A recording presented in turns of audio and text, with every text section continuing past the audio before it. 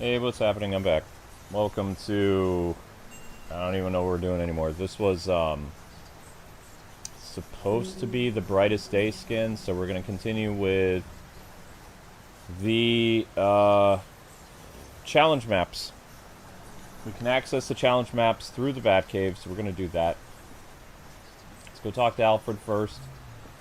And all that fun stuff. You guys are just joining. YouTube killed the previous stream because we were having a fun discussion about fictitious lawyers arguing in defense of crazed Gotham criminals, and YouTube, in their infinite wisdom, because they're a bunch of dumbasses, decided to shut off the stream. Thank you to Goki and a couple other people that gave super thanks. Really appreciate that. I don't know what's going to happen with the data packs. I also will try to limit the language, but I am mad. I am furious. How are you feeling, Alfred? Much improved. Thank you for asking. If you wanted to call it a night, I can handle things on my own. I'll rest when you do. Then it might be a while. Oh, didn't you know? A good butler must master the art of sleeping on his feet.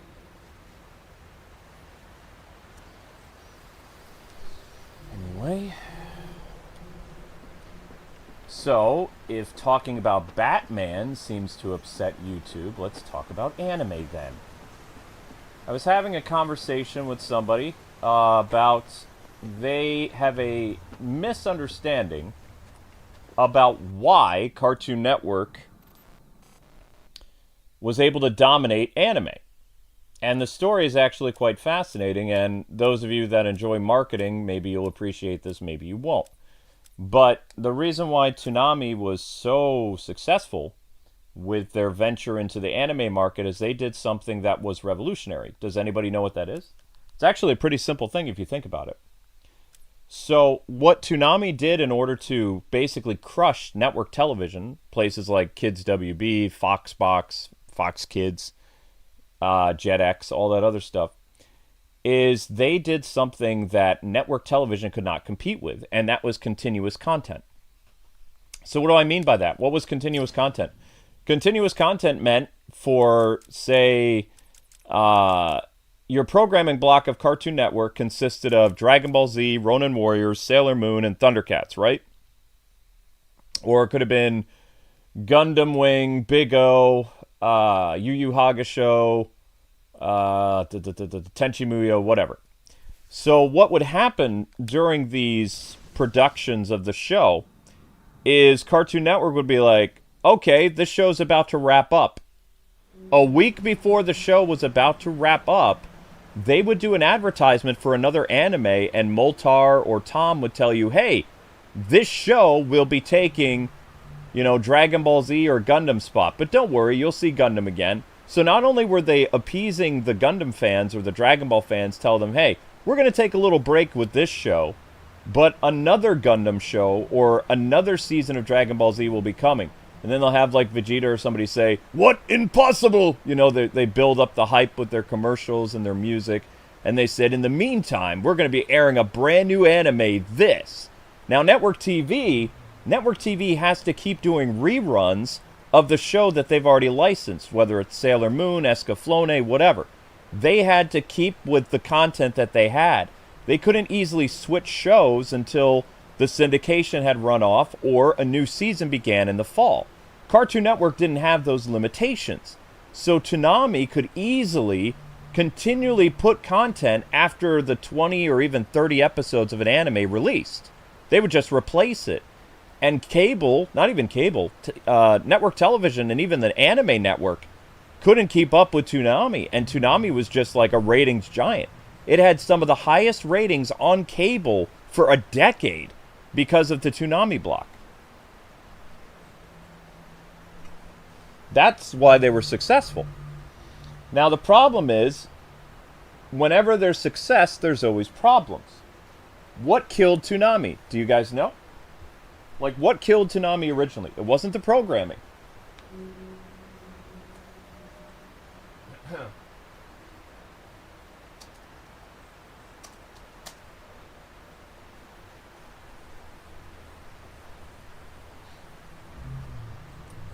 streaming sites killed Toonami. By 2008, right around the time of, I believe Naruto started to air its English dub, which Toonami had as an exclusive, most of the shows that they had were getting kind of stale, and fans were also getting used to subtitled anime from streaming sites like Crunchyroll, which was just starting out, and some other like fan sub sites. So most people were getting their anime fix without having cable because cable was expensive. Now, Toonami tried to fight this while having their own Toonami streaming thing as a part of Cartoon Network, but nobody really watched it because the video codec wasn't very good.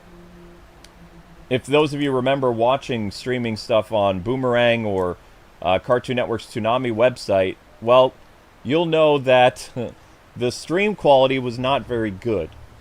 It just didn't look well.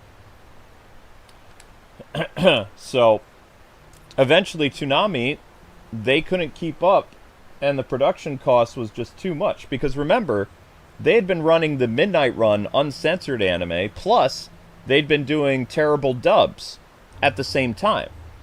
And most of the people who grew up with Toonami, I mean, they were all in their 20s and early 30s by that point. So they didn't really have as much of an audience. And Adult Swim Toonami, like Uncut, was doing much better than their morning show or whatever. But eventually they got rid of the Midnight Run for a while too, and that's kind of what the final nail in Toonami was for a while. Then of course Toonami came back because, you know, a dragon always rises again. Thanks to older people in middle age and things like that, Toonami came back in 2012, I believe, and it's still around today. Like, it's still a part of the Adult Swim stuff, and they show some pretty intense anime. Huh. But it's a much smaller programming block than it used to be. But it's still around. Gosh, that costume is so bright.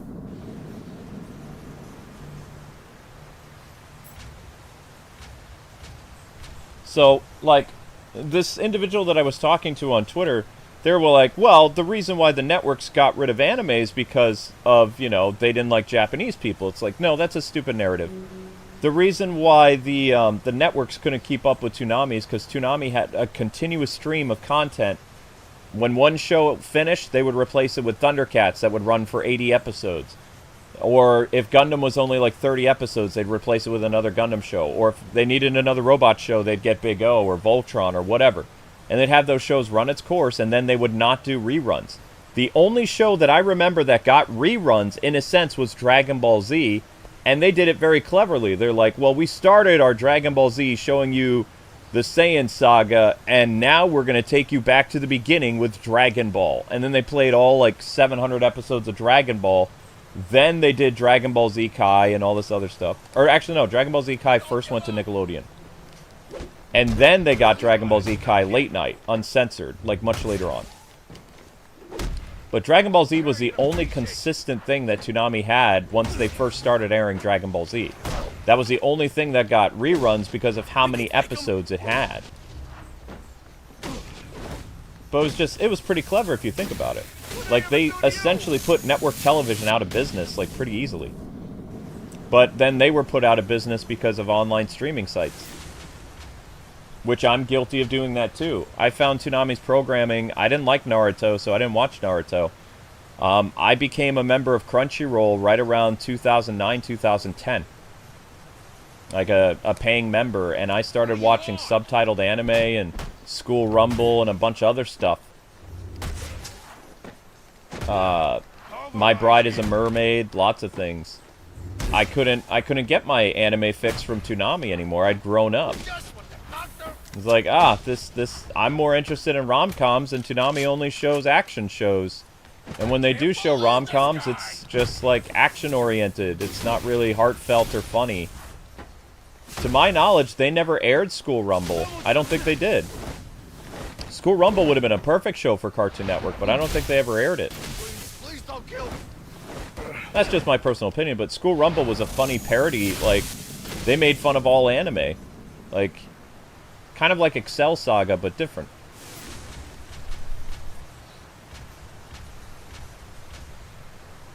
Yep, it was really streaming sites like Funimation and Crunchyroll that basically killed Toonami. Yeah, that's true. But Toonami came back like a phoenix, though. It rose from the ashes. And people still, as far as I know, I mean, the only thing that might kill Toonami now is Netflix. If Netflix gets the rights to all of Warner Brothers properties, they'll cancel Toonami. Like, Toonami won't come back this time because they're essentially going to pull the plug on Cartoon Network. They don't like it. They don't like traditional cable. They don't like rival streaming sites. All they want is the intellectual properties of Warner Brothers. They don't care about making money on different revenue streams like theater and television and video games. They only care about the rights to the characters to do whatever they want with them. They want to be the intellectual property owner, is what Netflix said. They have no concrete plans for their television or anything. They don't really want it.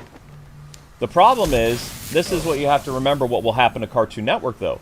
Cartoon Network is 89% Warner Brothers cartoons. If Netflix owns the intellectual properties, you know, for those characters, now Cartoon Network will have to pay the royalties and the licensing for all those Warner Brothers shows. So what's going to happen to Cartoon Network? Like, people don't ask these questions. People just think, oh, Paramount's evil. Death to Paramount. But Paramount was going to keep Cartoon Network the way it was. They were probably going to shut down CNN, which, boo-hoo, nobody cares. But they were going to keep TBS, TNT, all the television networks. They were going to keep all the gaming division. And they were going to try to improve the theater lifespan and other things. Netflix is going to shorten the theater lifespan to 17 days for all Warner Brothers movies. And they're also going to limit the amount of physical releases that come out. They'll have like a limited time offer on certain physical things, like Blu-rays and DVDs. This is going to be disastrous. Like, you guys have no idea how evil Netflix is. Like, this is going to be like a massive train wreck in slow motion. And there's nothing we as fans can do. Like, they keep rejecting Paramount's offer. It's like, basically, like, Warner Brothers is playing Russian roulette with Netflix. And it's going to end badly for them. I hate to say it like that, but it's going to be very bad. Like, they have no idea the powers that they're messing with, you know? It's just stupid.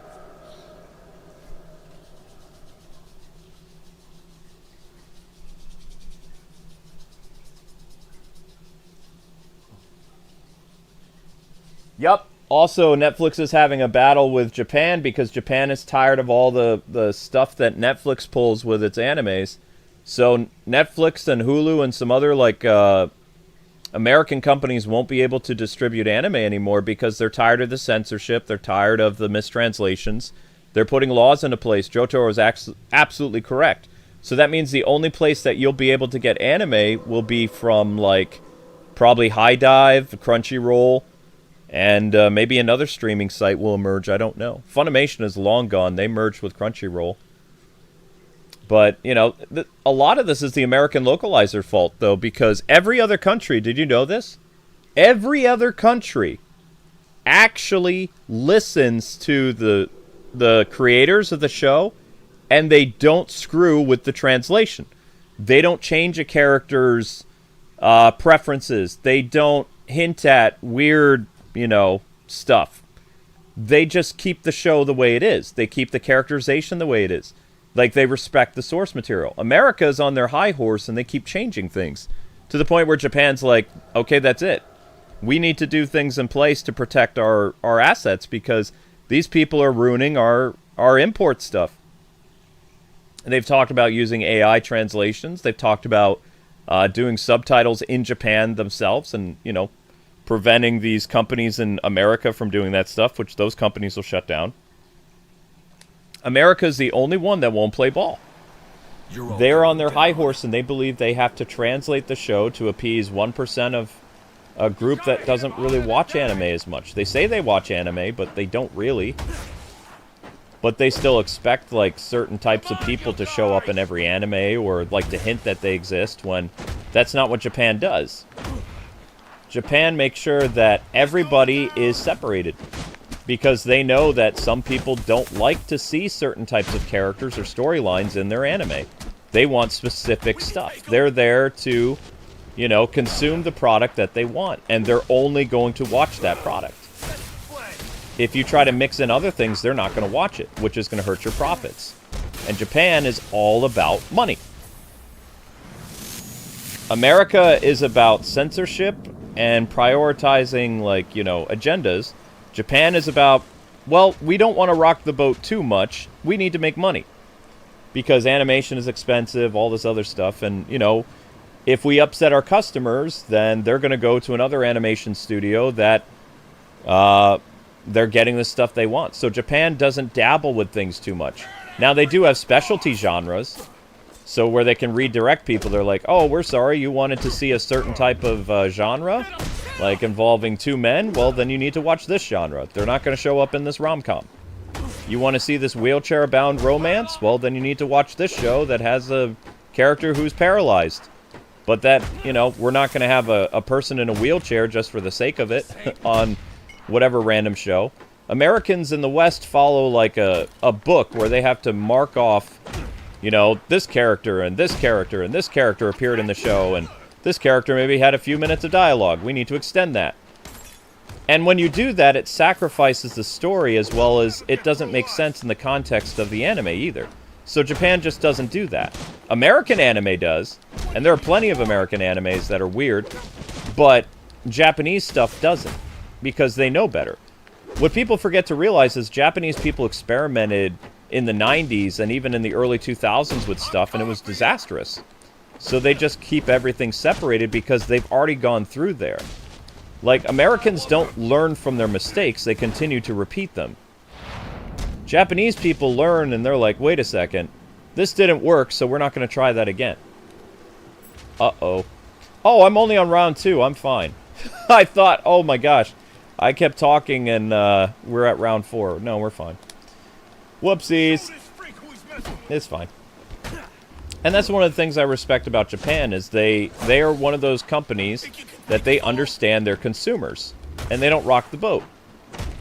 If you're looking for a certain type of genre, which, you know, there's that stuff out there, then you can easily find that. It's accessible. But don't expect to find, like, certain characters acting other ways in a straight show. It's not going to happen. Because the show, the entire demographic of that show is people are looking for a romance between a girl and a guy. And that's what dominates a lot of the space. Because there's a huge market for it. When they have tried to mess around with stuff, it's blown up in their face, and Japan's like, okay, we're not going to do that. Why? Because it affects profits. What a lot of people fail to realize is that anime and video games is a business. And if you do things to shake up things too much, it affects your business. And then your business goes out of business. It's a common sense thing that few people realize, and they get all butthurt about it. They're like, well, it's wrong that they're separating this and that. It's like, well, they're doing it so they can actually stay around and you can continue to enjoy anime or video games. If you upset your core fan base, you don't have a core fan base anymore. You know? That would be like, hypothetically, YouTube, if I became a Satanist, and so many people know me as a Christian, and my brand is around, like, being somewhat family-friendly and polite and nice, and all of a sudden I become a member of the occult, well, it's going to be my own fault that my audience leaves. Because I did something very drastic to try to appease, you know, a smaller audience and broaden my horizons, but it ended up blowing up in my face. Now, I would never do that because, one, you guys know where I stand on the occult, and two, I'm not going to do anything to murk my brand up too much. I might swear once in a while, but that's based on what's been going on with my life, and I'm not dealing with stress very well anymore. I'm older, I'm grumpier, and I've had a lot of stuff happen to me. That it's a way for me to release tension sometimes. Usually just happens on the Batman streams, though, because the Batman streams have a lot of swearing anyway. But that's just an excuse. I can't believe it. Yeah, well, you better believe me, because I'm at my wit's end there, pal. I'm yelling at the game now. So, most people aren't going to change their brand identity too much, and Japan's the same way. It's, you know, it's just business. And it's smart business, too. You never ever want to go against your core audience, because you won't be in business very long. And I didn't even take Business 101 to know that. I've worked for companies like Sears and things like that. But, you know, Sears never really changed their identity. People knew them for a company that sold washing machines and things like that. They dabbled in video games, but they never made a lot in video game sales because Sears was a department store.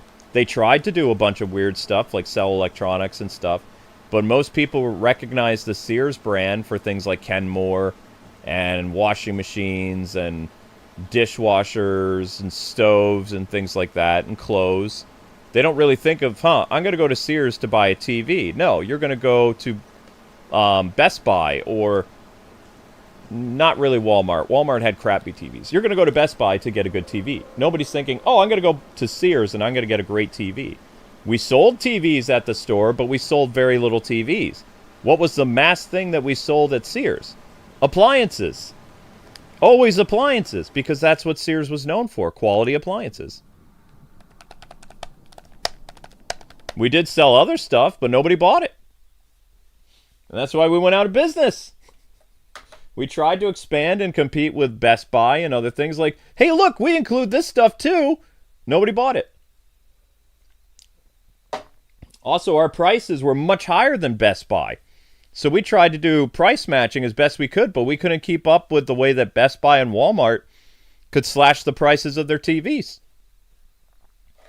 Because we were getting stuff like at cost and stuff like that. So, you know, we'd always get good deals on appliances, but, you know, the TV and the entertainment department was a nightmare. Like, we were always in trouble, like, trying to sell that stuff. And also it was fun, too, because Best Buy was in the mall itself, and Best Buy was triple the size of Sears. The Sears I worked at, the Best Buy that was in Boston, was huge. It's probably the biggest Best Buy I've ever seen in my life. And our Sears store was at the tail end of the mall. Best Buy was right in the middle of the mall that I worked at, that had the GameStop where I was an assistant manager, and Sears where I was a supervisor for the electronics department. And 9 times out of 10, when I opened up Sears in the morning and I was running the electronics department, most people just walked through my store to get to Best Buy. That was something.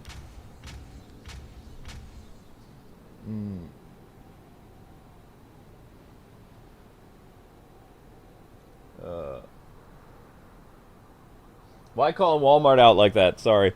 Well, you know, Walmart, like, okay, fine. Did any of you ever have a Sylvania TV?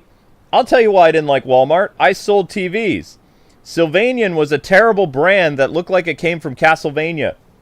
It was a TV that always broke down, and I always had customers come to me at Sears, and they would talk to me about, like, a good TV, and I sold Samsons.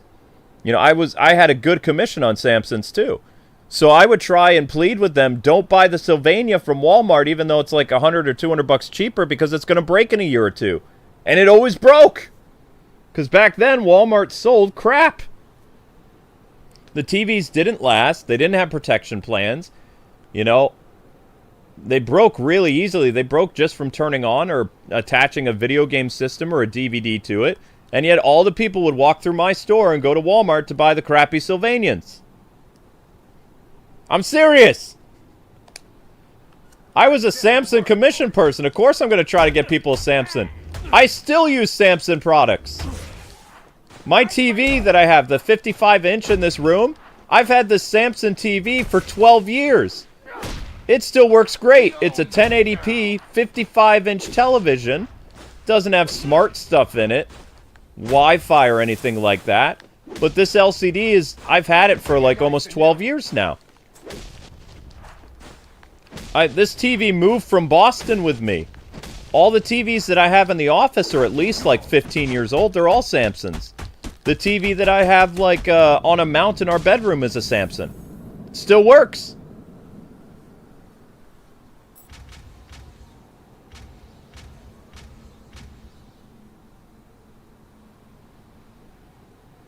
You're not a big fan of Naruto and Hinata? I was a fan of Naruto and Sakura. I know what you mean. I wanted to see... I didn't want Sakura to end up with her abusive boyfriend.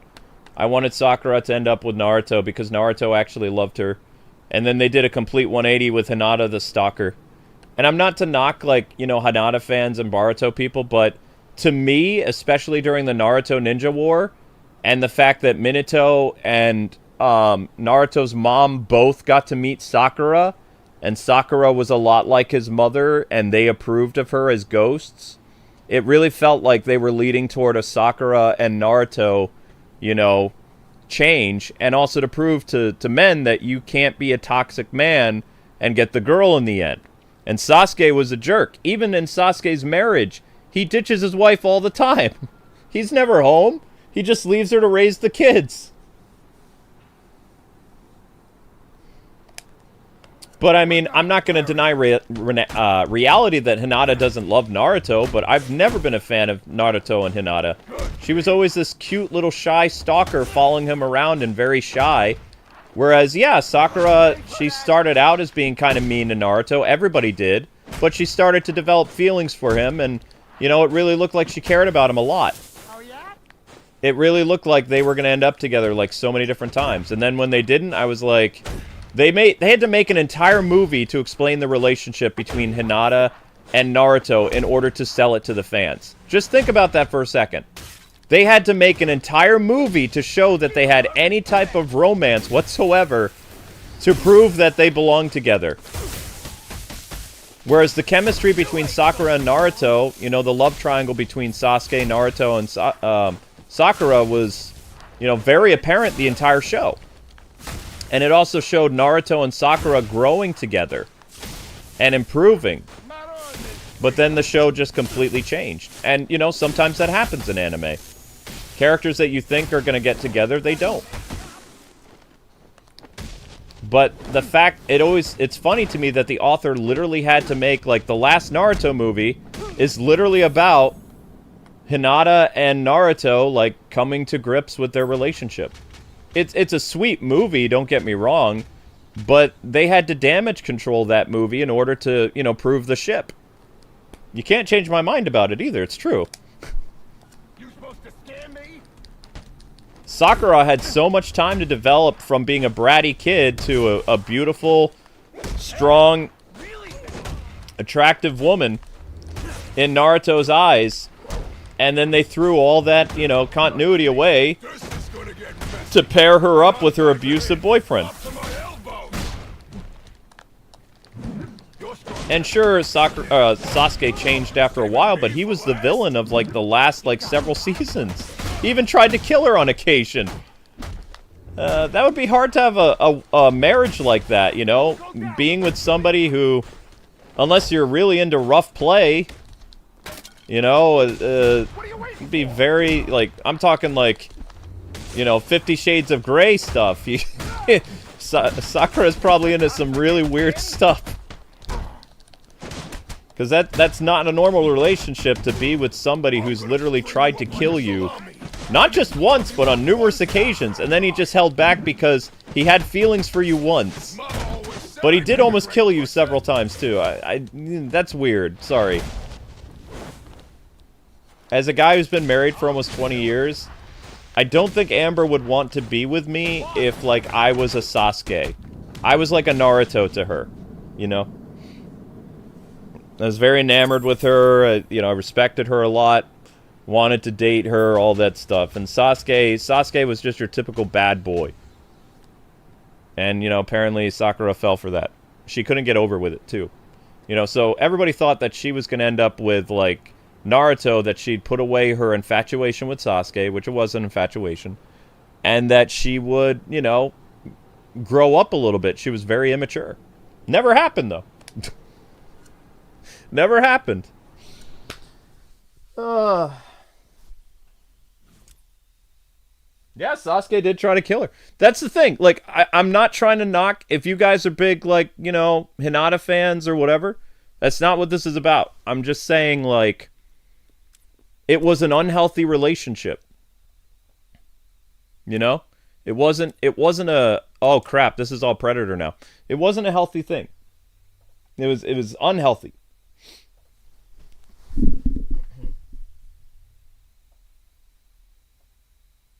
He's an edgelord. Yeah. Apparently edgelords get the girl. I don't know. Any other have to remember too. This is my background with anime is very different than other YouTubers and like streamers that you've heard. My background is my favorite genre is romantic comedy or romance. Okay? I like slice of life stuff. So while I was watching Naruto back in the day, Naruto Shippuden, I was watching several rom-coms with healthy relationships, and, you know, sometimes there was a Tsunade, sometimes there was a shy girl, sometimes there was a girl who was unsure about her feelings or whatever. All these girls ended up with the main character. There was character development, like from episode 1 through 12, where they finally had the realization they were supposed to be together. So I was watching these types of shows during the last, like, 2 seasons of Naruto, where it felt like they were really pushing Sakura and Naruto together. I felt those vibes. And I also saw character development between the relationship of Naruto and Sakura, even after the pain arc and things like that. So when the last season they switched to Hinata, it felt very forced, and it felt very unnatural. As someone who had a background of slice and life, romance, rom-coms, ishikais, that kind of stuff, you know? Like those types of romance or romantic comedies, it felt very off-putting to me, and it also, like a lot of Sakura Naruto fans, they also were like, wait a second, this guy's been building up to this for like the entire show, and now it's Hinata? It's like, what? It's like everybody's just kind of like, you know, it came out of left field. And some of the Hinata fans are like, no, she was always pining after him. It's like, you mean stalking him from afar? Yes, she did do that. But it looked like, you know, just like cute infatuation.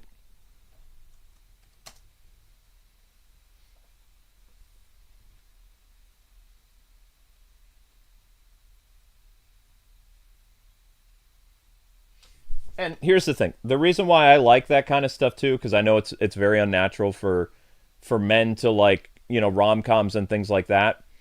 I always wanted that type of relationship for myself ever since Saved by the Bell. Technically, I view Saved by the Bell as a romantic comedy. And Boy Meets World. So I grew up with Saved by the Bell and Boy Meets World. The first introductions to anime that I saw, was they had none of that genre. It was all action shows. Voltron, Robotech, Thundercats, City Hunter, things like that. And then later, Dragon Ball Z in 1996, Sailor Moon, Ronin Warriors, Escaflowne, that kind of stuff. They didn't really have a lot toward romance. The first romance anime that I saw was called Berserk, and it was not a romance. I bought that VHS tape, and my entire worldview changed. I'm not going to get into it, but Berserk put me off to a lot of, we'll say, sword fantasy things. The only other sword fantasy I was watching back then in the 90s was something called Record of Lodoss War. And that, too, was pretty graphic. Not as graphic as Berserk. Not as crazy as Berserk. But Record of Lodoss War had some stuff in it. Oh, that's the... Yeah, that's... Yep. Record of Lodoss War, definitely, I will never forget that show. Mm-hmm. Yeah. But I pined after not being alone. And I wanted the type of romance that I saw on TV on Saved by the Bell with Zach and Kelly. And, you know, Topanga and Corey. Topanga and Corey were the only relationship that stood the test of time through my childhood. So, eventually, I don't remember how it happened. I accidentally rented a romance anime. I think it was a Studio Ghibli movie from 1996. I don't remember what it was. It was a sad romance movie. But after that, I then started to look online for romantic comedies, because I'd always loved romantic comedies in the movies. They were funny, like George of the Jungle, things like that. So I started to search for those types of experiences as anime, and I found it. And I found a plethora of it at Sam Goody and Suncoast Video and, you know, things like that. And then eventually Amazon. So I became, like, completely hooked on that type of show, and I was very surprised that these really funny shows did not air on Toonami. So the reason why I stopped watching Toonami probably around like 2005, 2004 is I was already spending my paycheck on like rom-com animes and slice of life shows. And then, you know, slowly but surely these shows started to end up on whatchamacallit. They started to end up on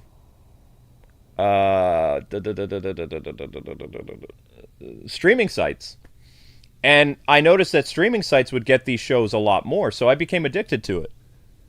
And, you know, once I had a wife and stuff like that, I know this is silly, but once I had a wife, I wanted to see these fictional characters be as happy as I was. I know that's really sappy and stuff, but, you know, I wanted everyone to be, you know, happy and in love like I was. So when I would watch these fictional shows, I would become obsessed with becoming a shipper for certain characters. And then sometimes I would be let down because they didn't, you know, they didn't end up together. And it was like, well, it really looked like they had chemistry, or I was really rooting for them. It became my sport in a way. I'd laugh, I cry, things like that. That's the type of genre that I like. I had anime that broke my heart, like Clanand. That was a tearjerker. My Lie in April was that was rough. So sometimes, you know, the shows don't end happily. They rip out your heart like a Mortal Kombat fatality, you know? It's like, oh, wow, that's wasn't expecting that. You know? I'm going to enjoy this. Corey's relationship status is a life mission. Yes. Yep. Corey and Topanga was one of my reasons for wanting to get married. As weird as that sounds. Take down an enemy by exploding a weak wall. Shoot. Hang time. Venting anger. Is this timed? It's not timed. Okay. So this might take a while because I'm very slow. But yeah, I mean, every guy I know that likes anime, they like the really bloody, gory stuff. And I'm as straight as they come, you know? But there's something about seeing like a man and woman get together and, you know, be in love and be happy and stuff like that just like, it makes me happy. I'm like, yeah, I want that because, you know, especially the way they treat them. Like in American shows, there's an extensive amount of public, you know, PDA. Most anime, it's not in your face stuff. Like they keep things private. There was this one rom-com that I watched. A guy got hit by a car, and this lady from the moon saved him. There was like 2 seasons of it. I can't remember the name of it. But even though they were a married couple, they didn't do a lot of PDA. And when they were about to, you know, let's get physical, they would fade to black. And they would just talk about, you know, the next day, like, oh yeah, you know, this happened. But they weren't adamantly showing that kind of stuff because the focus of the show was on their relationship. Like them talking, them hanging out, them figuring out a way to live as a new, you know, newlywed couple and things like that. Oh no. I'm screwed. I might have to do this again because I messed up. Yep. Nobody's ever going to walk in this room, so I screwed up. I can't remember the name of it, but we got 2 seasons of it. The second season was stupid. The second season probably not going to guarantee a third season, but the lady supposedly was from the moon. She's like really old, and she saved the guy from getting hit by a car or a truck coon or something like that.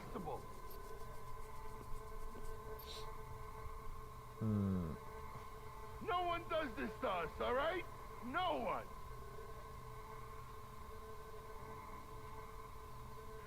Batman, so glad you decided to show up. I'm gonna enjoy watching you die. Yeah, I liked Akira. Akira was amazing, but that show was that movie was super disturbing. I saw Akira in the late 90s. I rented it from Blockbuster. Like Berserk, my eyes were open to other types of anime that I don't like gore. Keep it up, So I'm not one of those people that, you know, a little bit of gore, you know, I get it if there is a fight in an anime and somebody loses an appendage or, you know, they lose their head or something like that in a sword duel. But usually it's done very tastefully and they don't emphasize the, oh my gosh, now it's Gusher's fruit snacks. You know? I don't like when it's Gusher fruit snacks. As well as like the horrified look on somebody's face when somebody dies like that. Like, I don't mind somebody screaming, like, oh no! But when they do that really terrified look with their eyes in anime, like this like horrific kind of like their whole world ended or the love of their life just died in front of them like that, that's too extreme for me.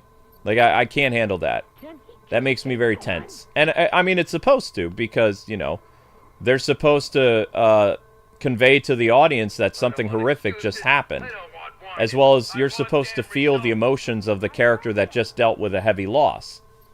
But I personally can't deal with that because I worked in a nursing home and I had to clean up blood and gore and feces and all kinds of stuff from old people, as well as I had to see stuff come out of their mouths and their bodies leak things and things like that. So I can't deal with gore because it reminds me of real life stuff that I saw and had to clean up.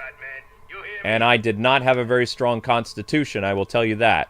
But it was a job that paid very well in Chicago after my car accident. And, you know, it was easy to get transportation to, too. But I didn't end up doing that job very long because I couldn't handle it. But after working that job, I can't deal with gore at all. Gore in video games, gore in movies, gore in anime. It makes me really, really sick. Because I had to, you know, I had to take care of stuff.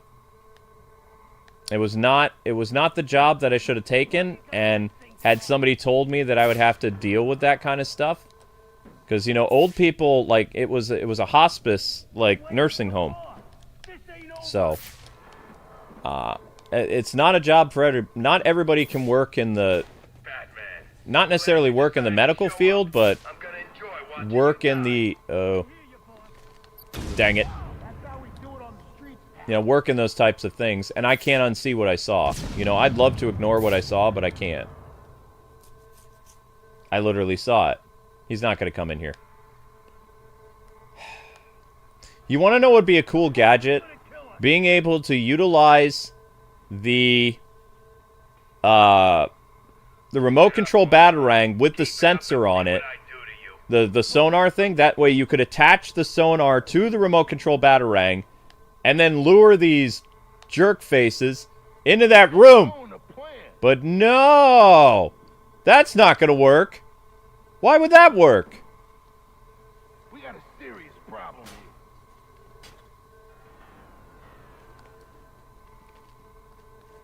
here. It's really real. I'm dead. Ha!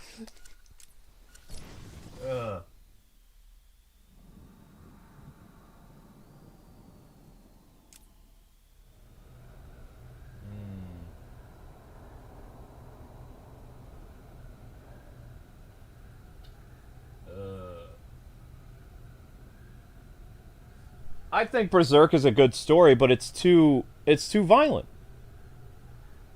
Like, I understand the author's intent, and I'm not going to make fun of anybody for watching Berserk in the 90s or even the remake.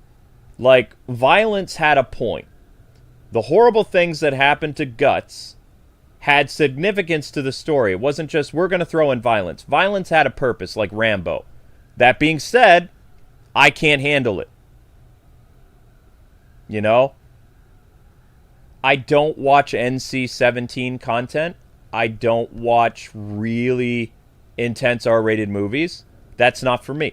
I like comedies. I like rom-coms. I like slice of life. I like being whisked away to another world. I like being trapped in video games. Anime. What else do I like? I like cooking anime. I really like the Food Wars show.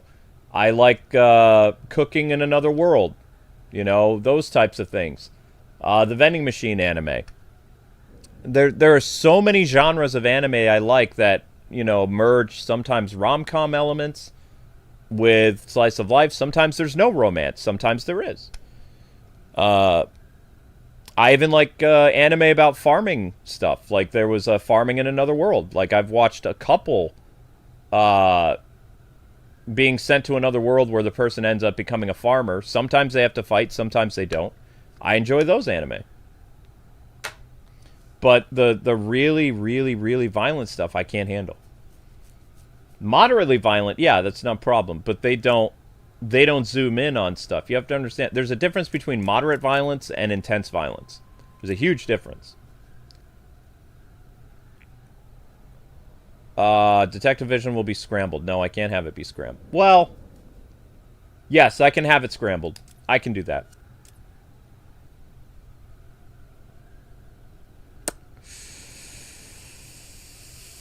Proximity mines. I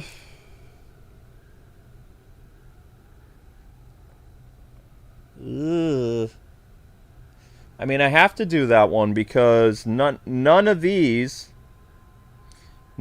rely on sneaking up behind somebody. Whereas I'm sure the other two Predator maps require you to sneak up behind somebody. So we're going to do that.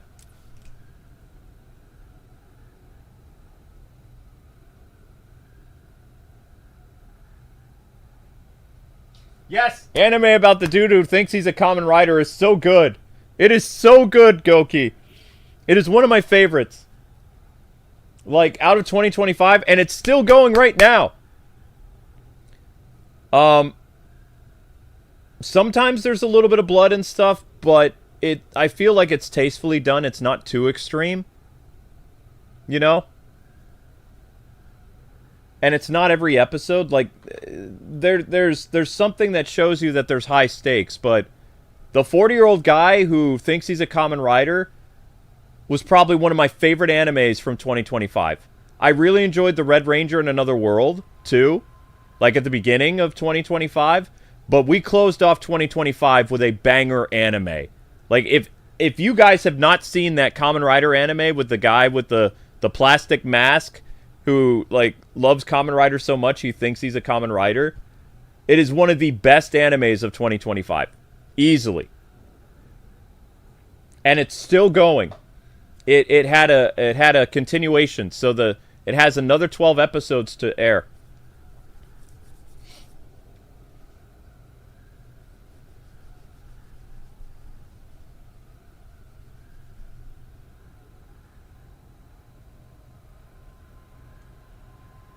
Yep. All those anime you mentioned, Roni Kenshin, Oh My Goddess, Nadia, The Secret of the Blue, Water, Macross. Yep, I've seen all those. I have not seen Martian Successor. I don't know what that is. I haven't seen Martian Successor. It doesn't matter how many of you there are. This is the way it's gonna go. You're all gonna watch this place and shoot anyone who comes in. Otherwise... Yeah, I haven't bought a Blu-ray in a while, though. The last anime that I got, Amber got me for Christmas a couple years ago. It was the, have you guys ever seen the anime called Gamers? Amber bought me the Blu-ray of Gamers, and it was really funny. It's a rom-com, but it's a rom-com about gaming. It's not a harem. Hey, who needs a break? But the show only had 12 episodes. It was really good. It was really funny. They were getting close to a romance, but, you know, it didn't continue, so how can you have a romance of a show that doesn't continue? Do we get dental benefits with this outfit? And now we wait. Remember, I don't care who it is walks through those doors. You gun their ass down. Got it? We do this, and we make the boss's night. We have to wait till the guy blows up. I swear, I should move back to the Bowery.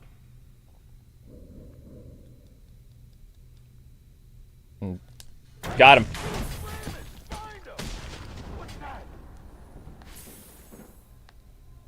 Yo, we got another guy knocked out over here. Oh no. Is he gone or not? Too many hiding places for freaks in here. I got no problem killing an innocent.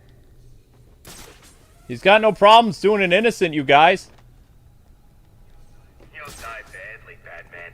Making that happen is my personal mission in life. Maron, such language. Such language. Boss has got bombs. And now we keep the innocent nice and Why safe. don't we just blow up this whole damn place?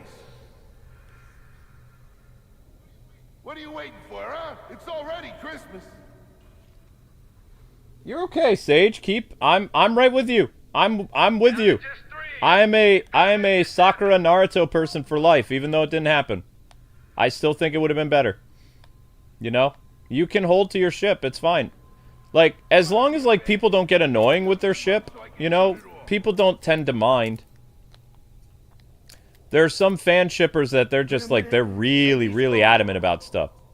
You know? Like, the headcanon stuff can get really, really crazy. I'm gonna cut out your I liver. keep my headcanon stuff very, very tame. You hear me?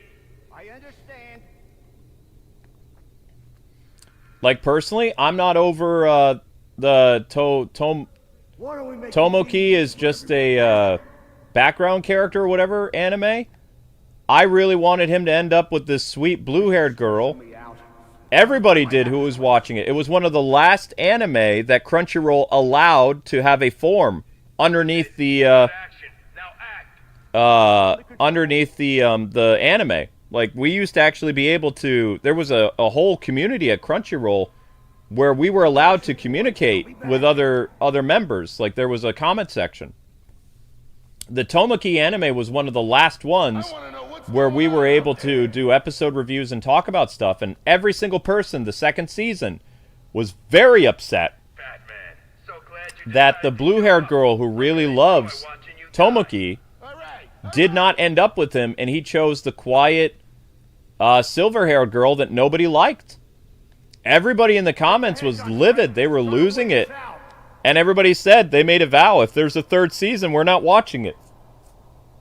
It was during that He can't die. anime that Crunchyroll got rid of the comment section. Like, they threw away our ability to leave comments on the anime episodes. They got rid of it. Results. It was because of that anime. Because everyone was not fine with the canon ship. They didn't like it. It was boring. It was bland. The blue-haired girl really helped Tomoki get out of his shell. She loved him for him. The silver-haired girl he's been lying to for 2 seasons, You'll die bad. and he hasn't been himself with her at all. Happen is my And he personal chose her over the blue-haired girl. Everybody went nuts.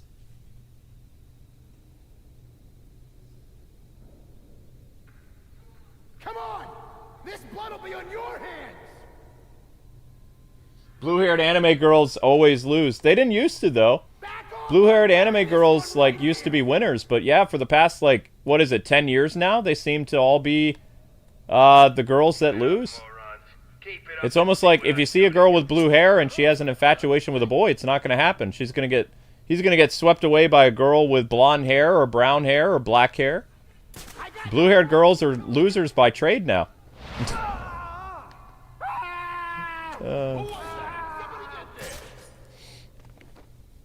They didn't give it to me?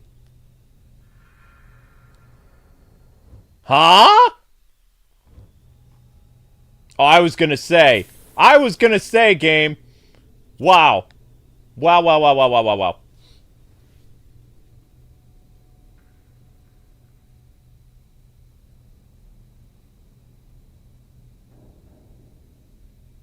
Not all stories have happy endings, though. Yeah, that's true. Yep.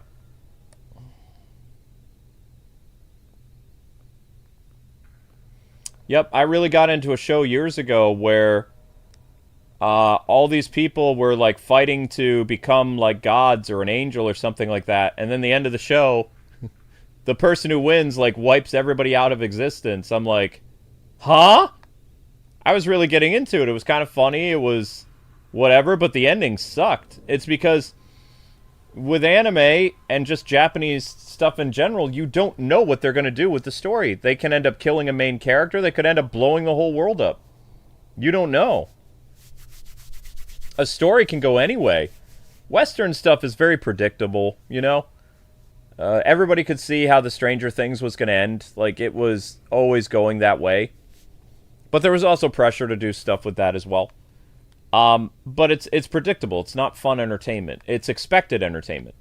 Whereas Japanese entertainment, you don't know where it's going to go. They throw you for a loop all the time. I think that's part of the reason why I like it so much is because I am highly entertained, and I'm entertained like every episode because I come back for the next one. There are even shows that I rewatch if it's a stale year, where I go back and I watch a show that I've seen all the way through like 10 years ago, and I start it over again because it was that good. There are very few shows outside of Batman the Animated Series that I rewatch. Very few. The only 80s shows that I rewatch, if I'm being completely honest, would be Cops, Fighting Crime in a Future Time, Thundercats, Robotech. I rewatch Robotech every 10 years. Voltron, the Lion Force, not the Vehicle Force. I hated Vehicle Force Voltron. The Legend of Zelda, the 13-episode Legend of Zelda cartoon. I rewatch that like once a year. It's funny. It's cute. It's a wholesome relationship between Link and Zelda. Link always asks Zelda for permission to try to kiss her. She also jumps his bones a couple times. Actually, sorry, that's not the right term. She jumps him a couple times. But they never end up getting to kiss on TV. So they both actually like each other. They're a couple. But it was a censored relationship, but it was cute. I like watching not so much Silverhawks, but I really loved watching Saber Rider. The Galaxy Rangers was a good one. He-Man, of course. Transformers, and G.I. Joe. That's about it for the 1980s. Once in a while, TMNT and Ghostbusters, but those shows are too long. The 1987 Turtle Show and the real Ghostbusters lasted for almost 100 episodes. That's way too many things to get into. Now, I own the entire 1987 Ninja Turtles, DVDs, and I have the entire real Ghostbusters DVD set, but I've only watched through them once because of how many episodes there are. With anime is usually at its peak, like 26 episodes. At its lowest, 12 episodes.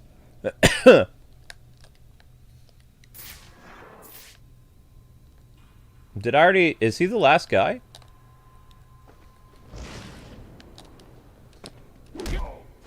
He's the last guy. Huh. Well, that's that.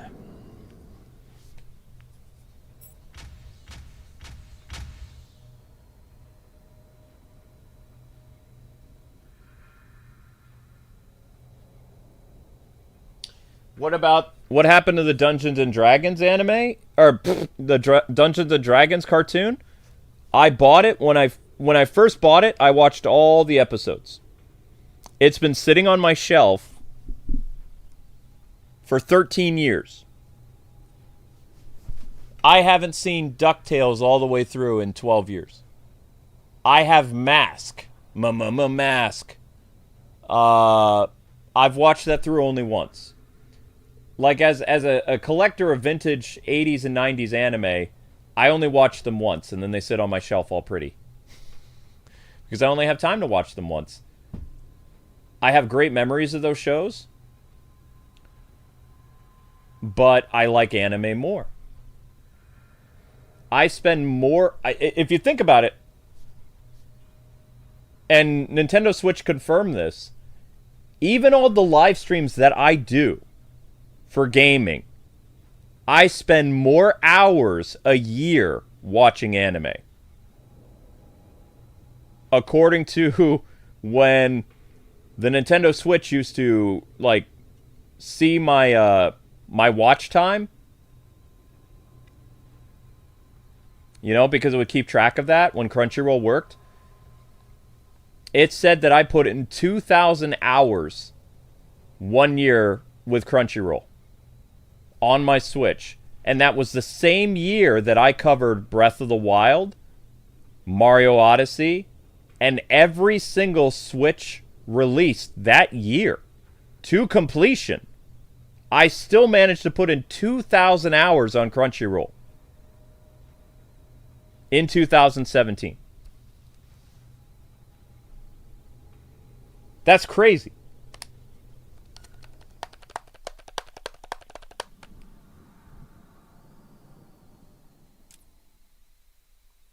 Because I watch anime on my phone now, I have no idea how many hours a night of anime I watch.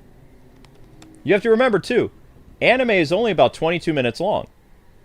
So, if there's a brand new show, like the Kamen Rider show, or, I can't even remember some of the shows I'm watching other than the Kamen Rider show. I watch them, but I can't remember the names of them. Since a new episode comes out every week, right? I will end up watching 3 or 4 episodes a night of a different show and wait for that episode to come back. And then when I end up finishing the anime of this week, I still haven't completed all of 2025's anime that I was interested in. I have 4 shows left to finish from 2025. I'm also watching those. So probably a night, when I'm done streaming, before I fall asleep, I'm watching about 2.5 to 3 hours of anime a night in my bed. From like 3 in the morning until like 6 in the morning, and I just fall asleep. Because I'm all alone. My wife works from 4 in the morning until 11 in the morning. So I have problems sleeping. And this house is old. It creaks and stuff, and I always think somebody's breaking in, so my nerves are always shot. So I distract myself by watching anime. But, you know, I do gaming about 11 hours a day. So I watch about, like, I don't know, 3 to 4 hours of anime a night. In between, like, saying stuff on my Twitter. I usually pause my Twitter and then I pause my anime and I go to Twitter for a little bit. But I don't stay on Twitter all night. I'm mostly laughing and having a good time watching anime because I think it's important for people to laugh. I think laughter is good. And the shows that I watch, they make me not just chuckle. Like some shows bring me to tears because I was laughing so hard. Because of all the martial arts talk, I recently started rewatching Kenichi, The Mightiest Disciple. And that show from like 20 plus years ago is funnier than half of the anime today. Like, I laughed so hard, my stomach hurt, and I had water coming out my eyes when Kenichi was fighting Abacha. Abacha! If you remember the Muay Thai guy.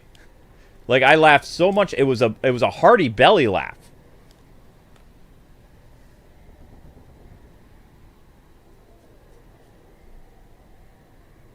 Yeah, you need to limit your usage of Twitter. Like, I'm on my Twitter feed. And like I said, I'm thankful that a lot of, like, the culture war stuff is over because my feed is filled with Z-Link. If you don't know what Z-Link is, it's the pairing of Link and Zelda. My Twitter feed on both Kwingsletsplays and Kwing Reviews is chock full of people doing fan art and writing about how much they love Link and Zelda. That's what I see on a day-to-day basis. Sometimes there's, like, anti-woke people on my feed, you know, and they're calling out, like, some weirdo, and then I go over to them and I say, stop doing this kind of stuff because this person doesn't have a huge following and you're going to give them followers. You're going to give them the attention that they want. You know, just kind of telling them the war's over. Stop this nonsense.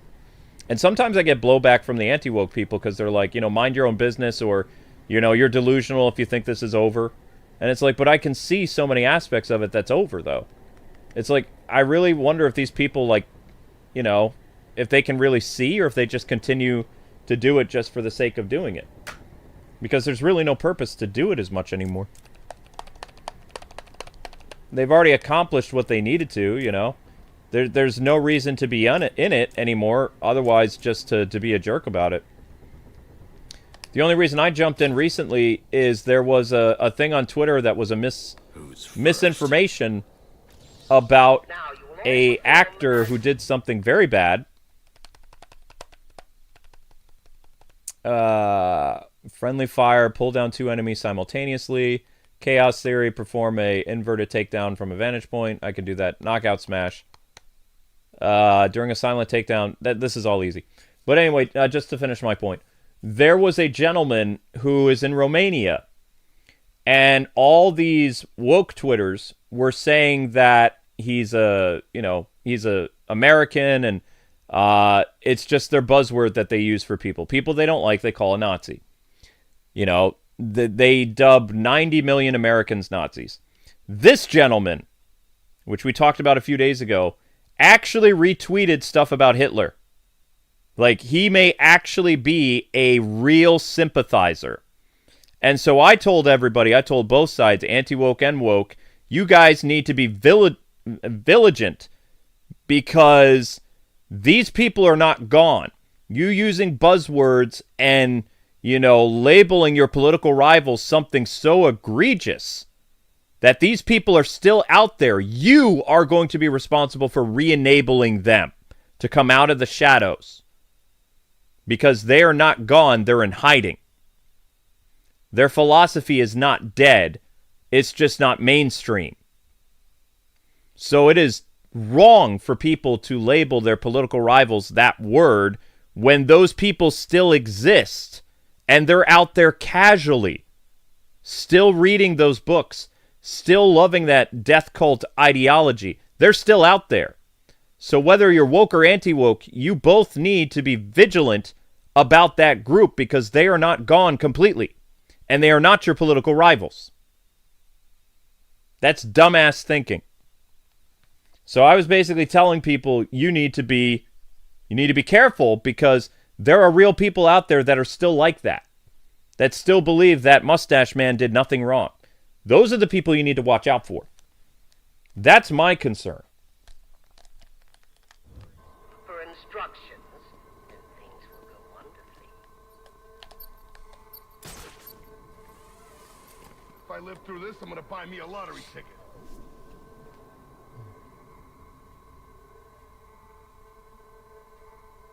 The enemy, my enemy. Yeah, exactly. Yep. So I mean, that's why I've limited my Twitter so much, is because it's the same type of stuff you see all the time. But I'm thankful for like the thing that happened with Nintendo, where all these people, are talking about like Link and Zelda all the time now, because that localizer said that they're not a couple. So it empowered like all these Zelda fans to make tons of fan art and to make all these posts in favor of like Breath of the Wild and Tears of the Kingdom, that it literally, my entire feed is like full of it. And I don't mind it at all.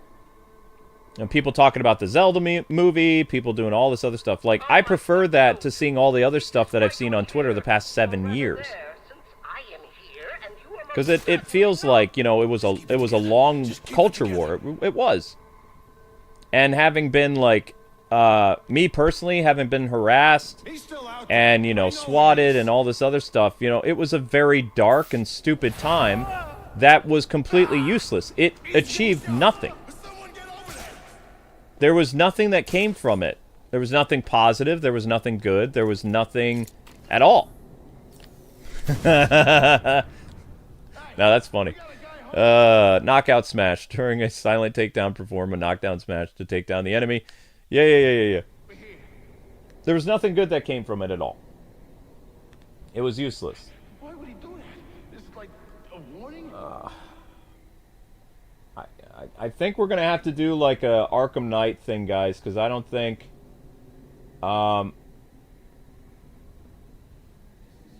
yeah. Episode 22 of the data packs, that stream has to get 1,000 views for me to continue. It's at 800 views. So we're going to bring back Arkham Knight tonight after this stream. Arkham Knight, and then, because it's only 7 frickin' o'clock. I'm almost done with this stream. Like, I got 1,000 views on this stream. So we're going to have to do Riddler trophies in, Arkham Knight now. Because I can't, I don't do streams unless those streams hit 1,000 views, and I get I get what I'm deserved, which my income, however small or whatever it is. I don't do stuff for free. So we're gonna have to somehow do an Arkham Knight stream, which I don't even know how that's gonna work. How are we supposed to fight them if we can't find them?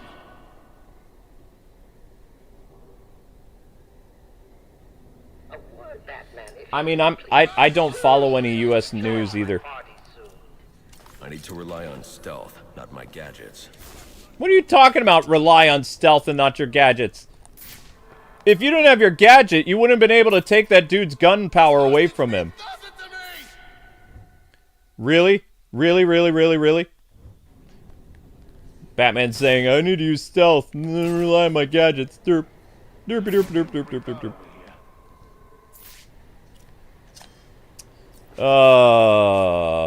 That's funny. So yeah, we're bringing back Arkham Knight tonight. Because that's what happened. Okay. Knockout smash! Ha ha!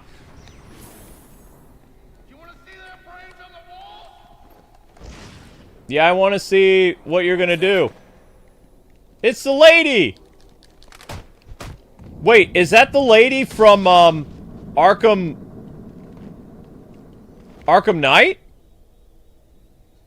Oh no, that's the bank teller lady. That is the bank teller lady. She's alive. There you go. We saved her.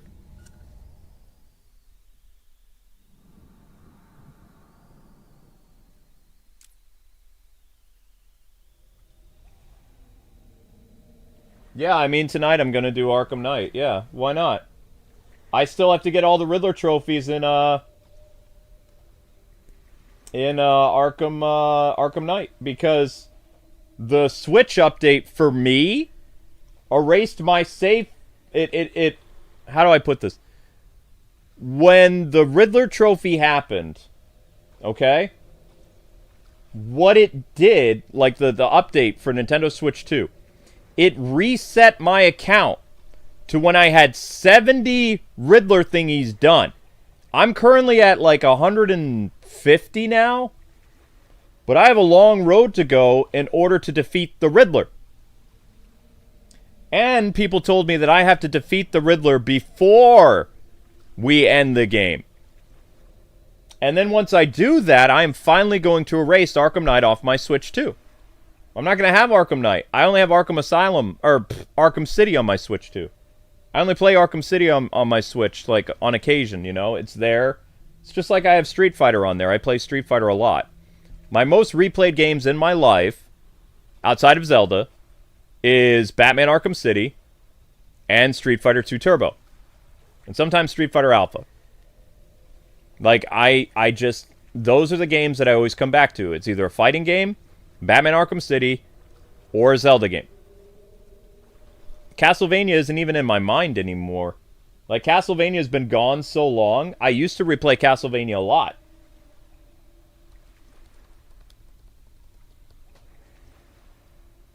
So, guys, it's going to take me a while to make a new thumbnail. I'm going to reuse the Riddler, Nintendo Erase My Progress, because I'm going to have to come up with a title, too. Like, with streams, you have to come up with, titles and all this other stuff.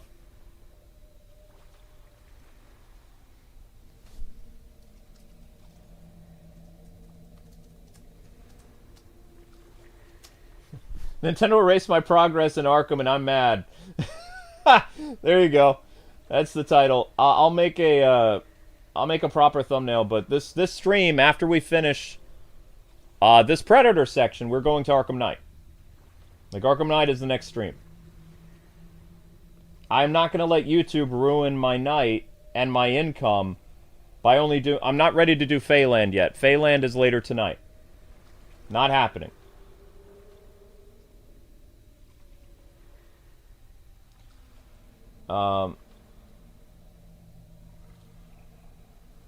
Fantastic Fish Dinner. Okay, so let's schedule this for like 7:30, 7:45, because we're almost done with the stream, I think. Yeah, we only like the quiet waters is not going to take too long. So I'm gonna have to make a proper thumbnail. which I don't even remember where the template is. So we'll figure it out. But you'll be redirected to the Arkham Knight thing because I cannot do another Arkham Origins stream until the episode 21. Was it 21 or 22?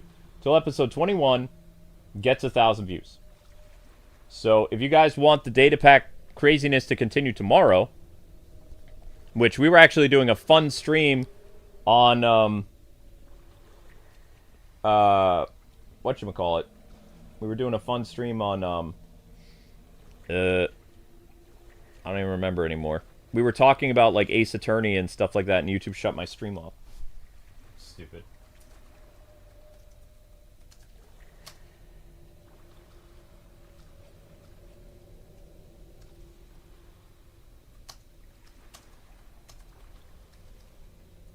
There. So I renamed this appropriately now. Now it's called Arkham Origins Live Brightest Day DLC.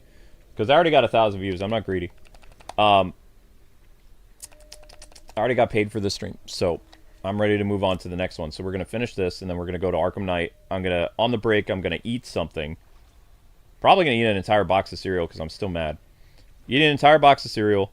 Make the new thumbnail, whatever that's going to be. I don't know. Probably just call it I'm Mad. Which would work in connotation for the Riddler being crazy and me being angry.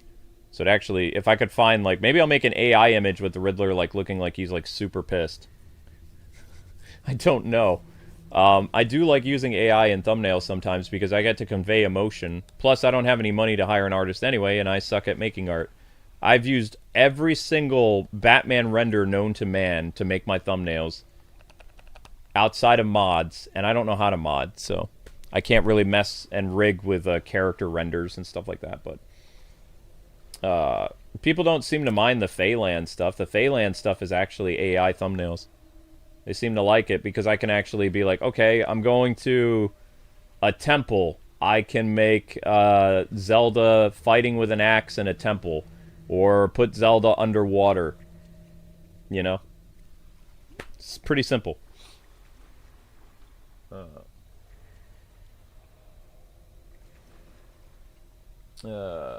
No, there's not legit stuff because I've had people, I've thought I found thumbnails online, and I've had people cancel me online because apparently I used their YouTube thumb for a certain thing and I didn't know, and then when I apologized, they used that to shame me and stuff like that. That's happened too many times.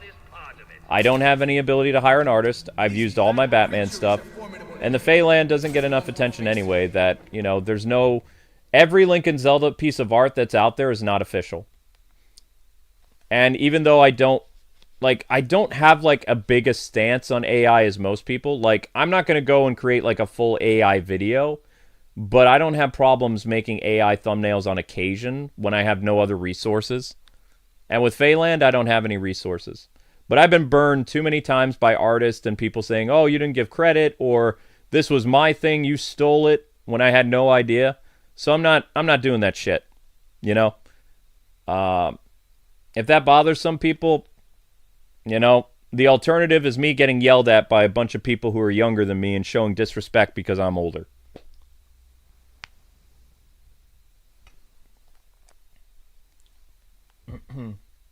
Yeah, more Riddler, not Riddler hostages. That's Arkham City. More Riddler trophies, yes. Sneak up behind two enemies and perform a double takedown. That's easy. Over the ledge. Zip in, zip out. Oh, not the zip line. I hate the zip line. Never liked the zip line. It never works. It's buggy in this one. For the... What I'm going to do for the Riddler, I have a picture of the Riddler. I have a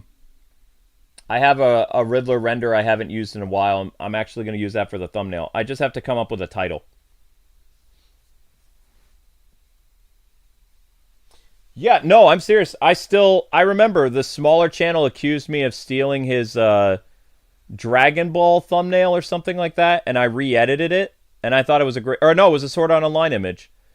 And he used the clout to attack me, saying that I went to his YouTube channel directly, and when the bigger channel tried to apologize, he tried to cancel me. And it was the recent SAO game I did. I don't remember what year it was. And then it happened again with the Legend of Zelda thumbnail. And I was just like, you know what? I'm tired of this. Because Google doesn't tell you where the images come from. You type like Zelda underwater or Lincoln Zelda brace and stuff like that. And you get some art, but you don't know where it comes from. I don't have time to track down who the artist is because usually it's bounced off other sites. Like it's not on DeviantArt, it's somewhere else. I'm not going to spend all my time looking for who the artist is and give them credit. You know, my time is precious. So if I can take like 5 seconds, make a similar design, but make it like different using AI, I'm going to do that. Whether I cut the render out or not and use it like in a video. But with the Phalanx stuff, there is no official art for the game. The developer never made any art for the game. It's all sprite based, so I had to come up with, you know, my own way of making art. And it seems to work. So, you know, sometimes, yeah, I'm going to use it. I don't use it all the time, but sometimes it's a tool like anything else.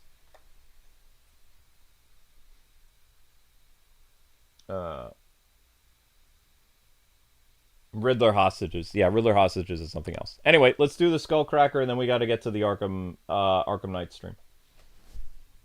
So this is Skullcracker. Can I write Skullcracker without the system shutting off? Skullcracker. Wait. Skull Smash. Wait. Skull Break. Skull Smash probably refers to something sexual. Skull... The other stuff, too. I don't want to write stuff that's going to get me in trouble. Let's try Skull Break. Stupid. Because they could use the Skullcracker term to be somebody's race or something. Who knows what stupid Google, like, automated bot is going to do. I don't even know anymore. It's all stupid. If they literally shut down my stream because I used a word that I don't know the new slang interpretation of it, that's just really stupid. When literally it was a TV show that most of my audience grew up watching. Absolutely stupid.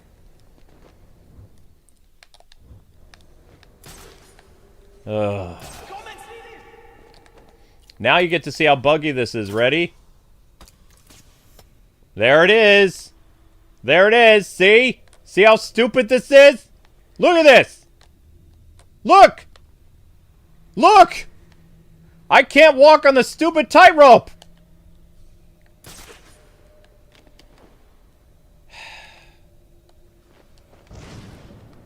Are you injured? Can you move? Spread out. Keep This is why I don't like the tightrope thing. Imagine if this was timed. Imagine for a second, this is timed. rush. Oh, that's right. I want to get to the part where I see you die. Why does Bane let him torment us with his insane... No! I think he's still here. Not doing the tightrope takedown. We need to do the zip line takedown. What just happened?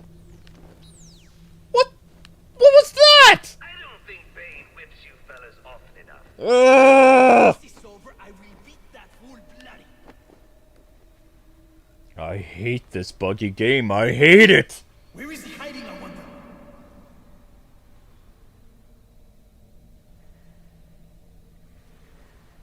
Which one of us is truly the hunter here? This zip line sucks. Oh, look at the little bad fly. All right, enough looking. Clip the bastard's wings. The Joker will pay for these insults.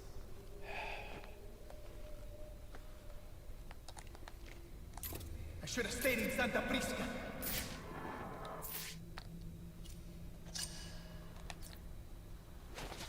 I can usually track any living creature.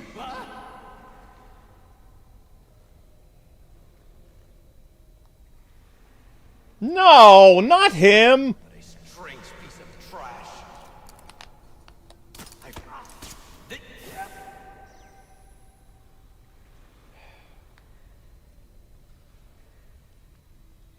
We must stay strong.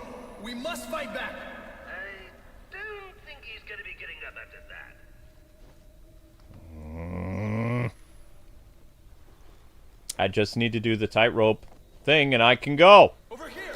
I found our lost brother!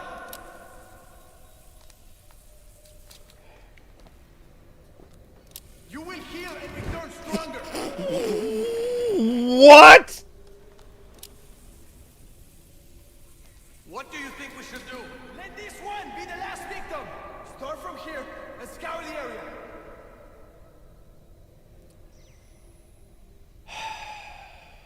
I knew watching you fellas freak out would be good, but I had no idea it would be this good.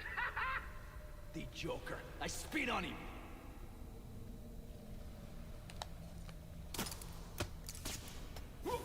Hola! Hey! I know you're still there. Come out and face me. Shut up. Shut up. Shut up. Attention, Shut up. Batman's just taken out another member of your crew. Clean up on Ooh.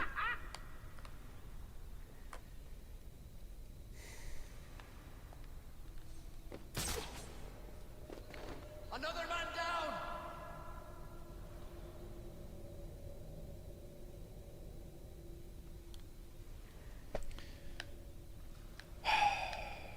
Why aren't you guys coming? You're a silly back.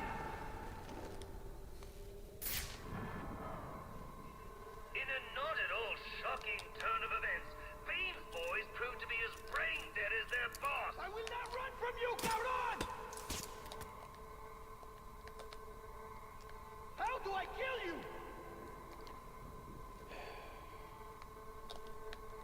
Come and face me! Huh? I will take you to What the? me, Batman! What was that? Use more of those fancy gadgets, why don't you? I mean, if I've got to watch a slaughter, at least spice it up a little. Oh my.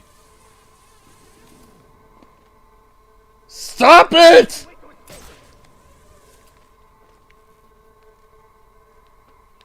We'll hunt you forever! Is this How did they release this? How?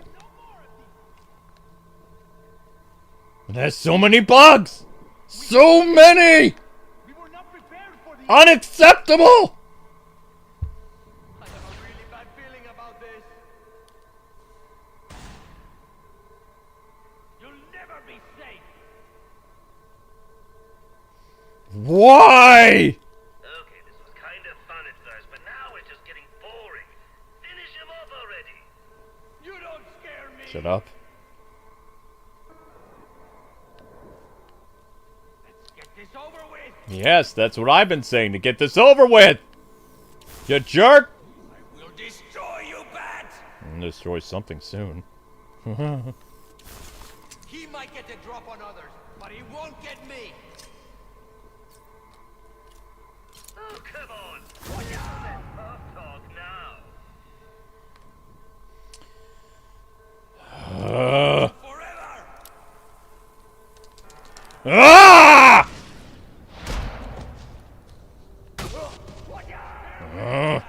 Come here! Get over here! I have a really bad feeling about this. Oh, it's about to get way worse.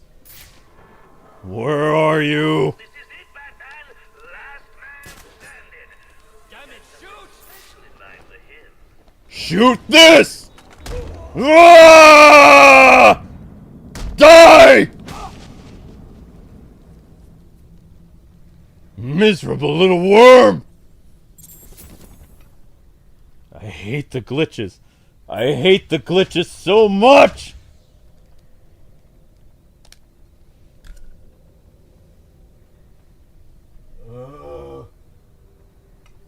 Oh, this is so much work! Ah!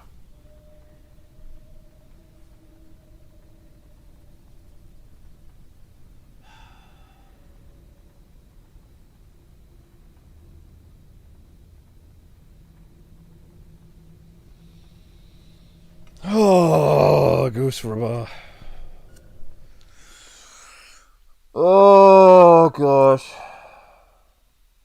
No more of this. I've had my fill of Arkham Origins today. 263.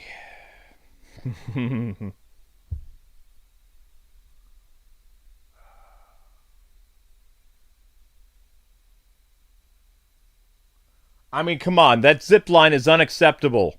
That's not funny. It's not. Oh, it's not right. I've never seen that glitch. I don't think. Wait, no. Yes, I have. There is a variation of the zipline glitch in the PS3 version. It's not in the Wii U version, but it is, in some capacity, in the PS3 version. The Steam version is really, really bad. Really bad.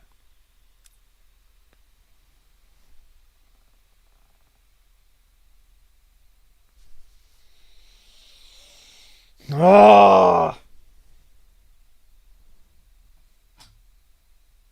Yes, a new member.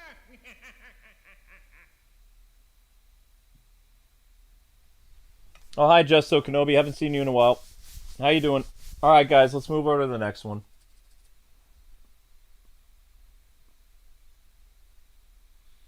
I mean, this is supposed to be the Steam Deck version. This is the Steam version. The Steam version is supposed to be the best. Everybody tells me that Arkham Origins on Steam is so much better. Yet I've encountered more glitches and bugs on the Steam version than on PS3 and Wii U combined.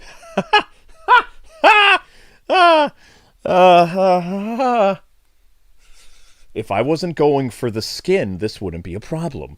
But the fact that I'm trying very delicately to get all the medals, it is tiresome.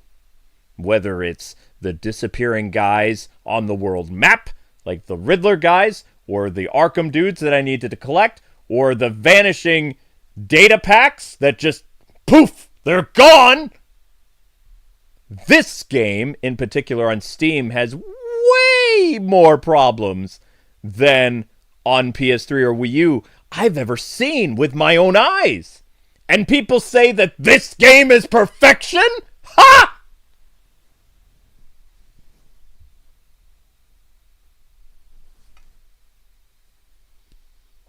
I don't believe them.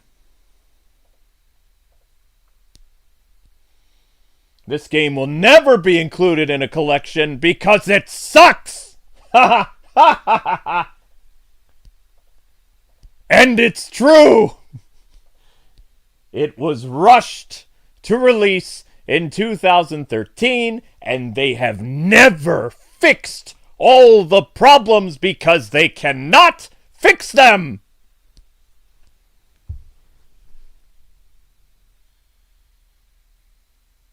Yes, I agree. The Wii U version, even without the Cold Cold Heart DLC, is superior! It plays better, it's a little slow, but it doesn't jam up, it doesn't have game-breaking glitches, it doesn't frustrate me to this point, and I've actually cleared the game on Wii U 4 times. 4! Out of the 8 times that I played this game, 9 if you count Hitbox, I've had more problems on PS3 version and now Steam than any other version of the game that I've covered for 11 years. So I know what I'm talking about. I am not an Arkham hater. I can see with my eyes that this game has problems. If you can't see it, you're blind! You're letting your nostalgia blind you to the truth that this game has problems, and that's why it's never been re-released! Ha!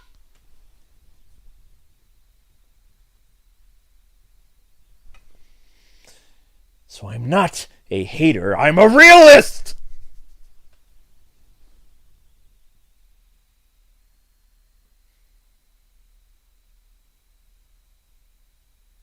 I see things that other people don't because other people avoid reality. I do not! I can see that this game has problems because it's been driving me crazy for 11 years!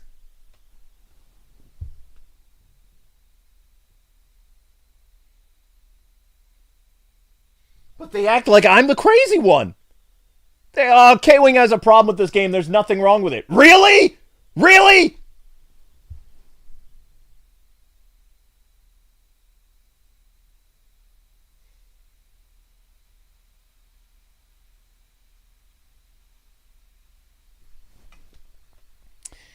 Anyway.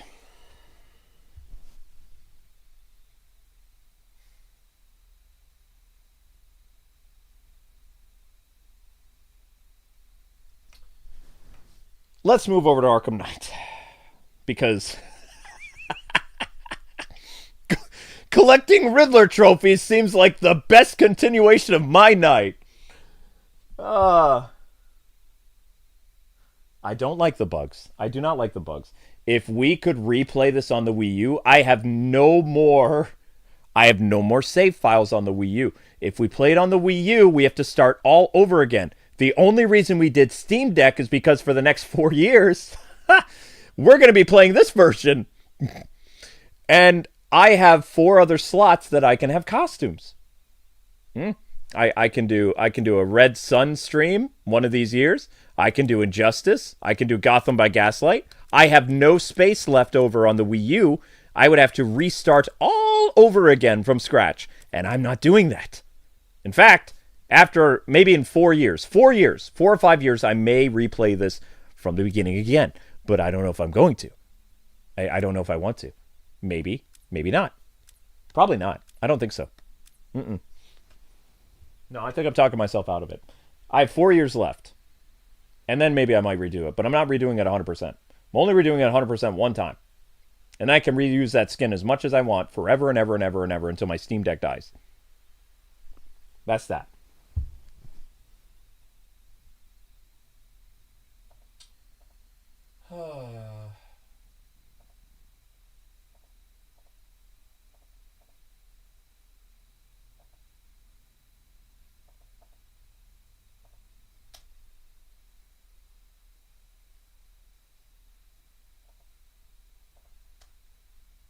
Yeah, isn't it funny that Arkham Origins is the Batman game that I've covered the most?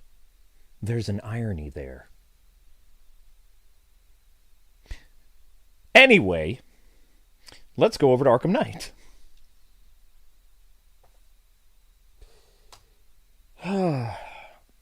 What are we playing Arkham Knight on again? Are we playing on Steam Deck? No, we're playing on... Oh, I know what I'm doing. Okay.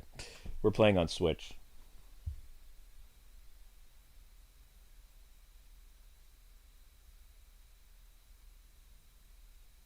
Beyond passionate. Yeah, let's go with that.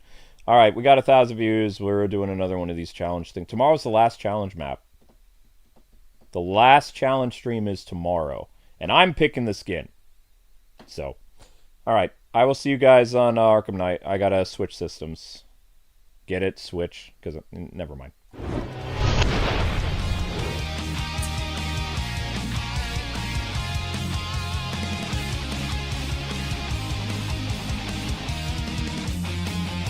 This game, I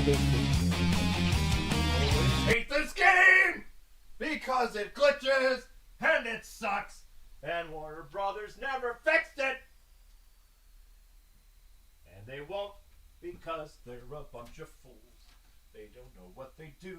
They put the game on hiatus for 8 years. The company is run by a bunch of babies that have the intellect